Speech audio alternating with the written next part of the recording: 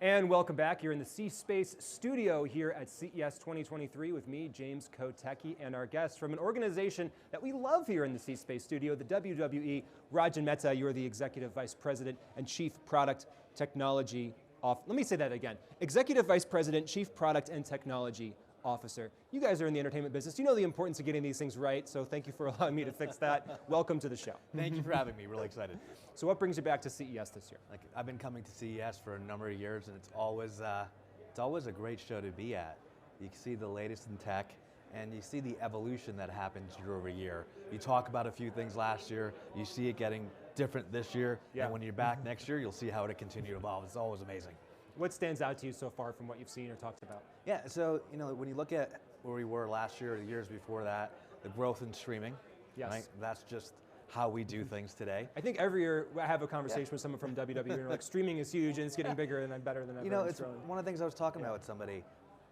Personally, the first time I ever managed a live stream, that was 17 years ago, right? And so that sounds like a long time, but then when you think about just how it's adopted in the last few years, technology sometimes takes time, but then all of a sudden, that's just how it is. Yeah.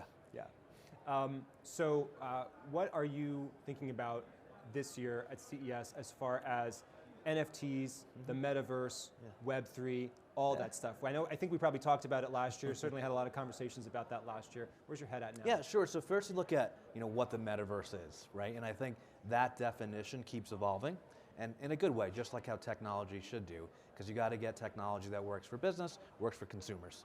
For WWE, you look at the metaverse and you start thinking about gaming, right? WWE's audience, we have about an 85% overlap with gaming. So if you had like Venn diagrams, that's a pretty big overlap there. So then you start looking at, hey, it's a very community-driven aspect. That is the WWE fan, community-driven into gaming. And so you start putting those things together and you're like, hey, there is something here for the metaverse. And so as this evolves, we're going to continue to explore it and we'll be leaders in that space. So what can I experience with the WWE right now as far as gaming? Obviously there's games out there. Sure. Are there virtual reality experiences? Like what's the latest state of play as far as what I can experience as a gamer? So the way I look at gaming is, it's almost like an ecosystem in itself, right? Yeah. So we have our console game, W2K does great. We've had record sales on that with our partner at 2K. We have mobile casual gaming, so you can go download that. And then you start looking at what people do who are gamers. So you take Twitch for an example. Last year there was nearly 10 million hours of people on Twitch watching WWE games. Yeah. Then you start going, okay, you have that. There's some unique content that can be created. YouTube channels with our superstars that's focused on gaming. So you create this piece of, you have a core IP and you kind of go out and kind of hit all these different facets. Yeah. So that's how we really look at gaming. And do people want to be the superstars or do they want to watch them in new ways? And I suppose that's maybe a question of both or and. Absolutely. I think we all want to be a superstar at some point in our lives. And I think that's part of the aspect of WWE, right? That hero's journey component of, that superstar, sometimes larger than life, right? So people really love that aspect of it, but then you're also drawn to the characters. You're depending on, the good versus evil storylines, right? Yeah. You get drawn to a lot of these pieces, and our fans have that both aspects of it. Drawn to our characters, and then, there's always that piece of, as a kid that you look up to John Cena, right? Yeah. Are you exploring things like haptics that you see some of those have been shown on the show floor this year, and the latest in VR to allow you to actually be in the ring yourself eventually?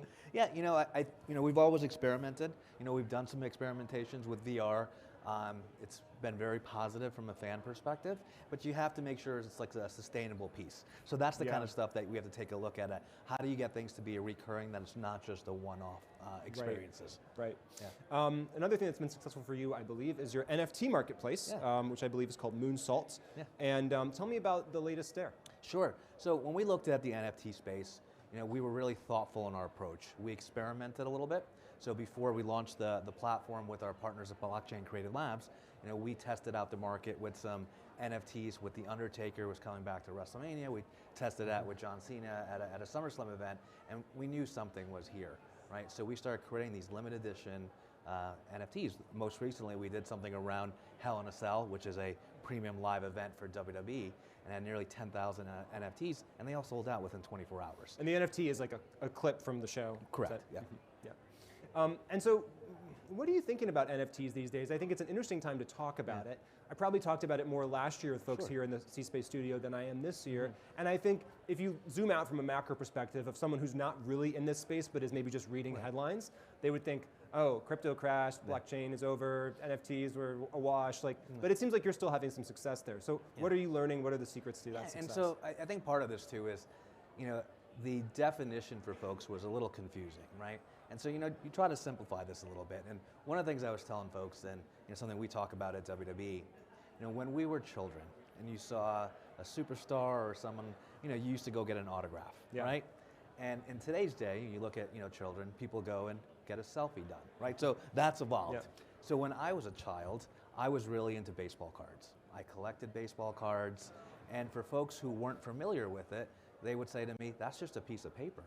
But to me, it had a real value. It was something that was limited edition, and it was something that I was able to keep as a collectible, right? So now you look at where we are, with technology, NFT is that piece.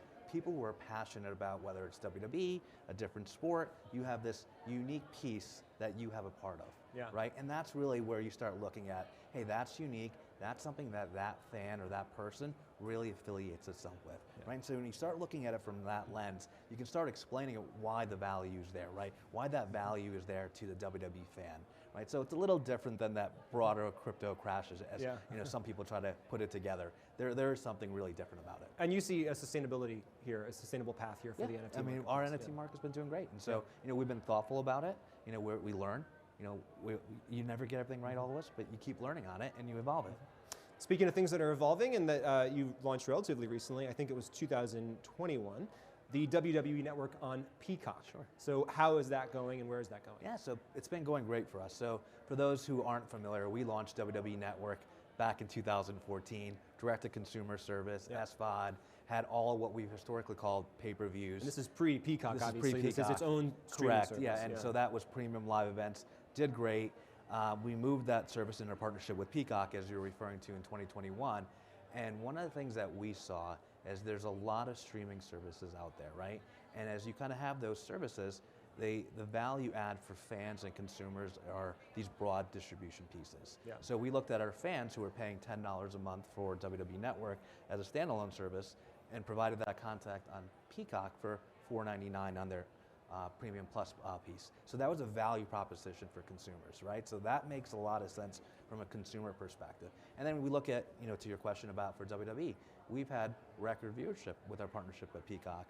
Year to date, for last year, since it's been about a few days into this year, but the Peacock viewership has grown for us on our premium live events by nearly 40%, which is great, right? So you have a win for WWE, you have a win for our partners at Peacock, and you have wins for the consumers. Speaking of NBC, I think you believe you used to work at NBC Sports. I was. Is that right? Yeah. Is there something that WWE understands about sports entertainment that other sports just still don't get or still need to learn or figure out? My colleagues at NBC Sports are amazing and they've done great stuff. But I would say for WWE specifically, we're willing to try new things. Going back to in the midst of the pandemic and when we launched the Thunderdome experience, which was our virtual fans attending. We were able to try things with drones and AR that were unique for us, right? And it was unique for the industry. We took those learnings and we put it into our programming today. So things like that, the ability to try out innovation and try out new things and learn from it, that is unique for WWE. Yeah.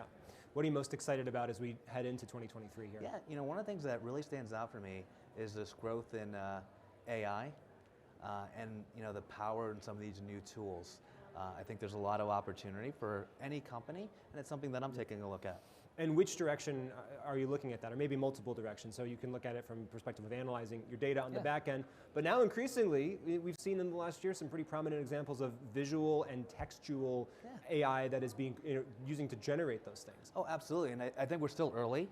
So it's tough to say that it's going to be this one. Like that, going back to my comment in technology, how it evolves. So when we have this conversation next year, I'd probably be like, oh, this thing worked really well. So that's where we are. And that's why I think it's kind of fun because it's so early right now. and it's a lot of different opportunities. Well, props to the writers at WWE, because obviously like the smack talk and the back and forth, the dialogue is usually so great and so fun. And one can imagine maybe using that as training data to one day allow me as the average user to kind of verbally spar with whatever superstar that I want to in the ring. I think there's a lot of great fandom opportunities. Rajan Mehta, WWE, thanks so much for joining us here today. Great, thank you. And thank you so much for watching. This is the C Space Studio here at CES 2023. I'm James Kotecki. More great conversations are just ahead.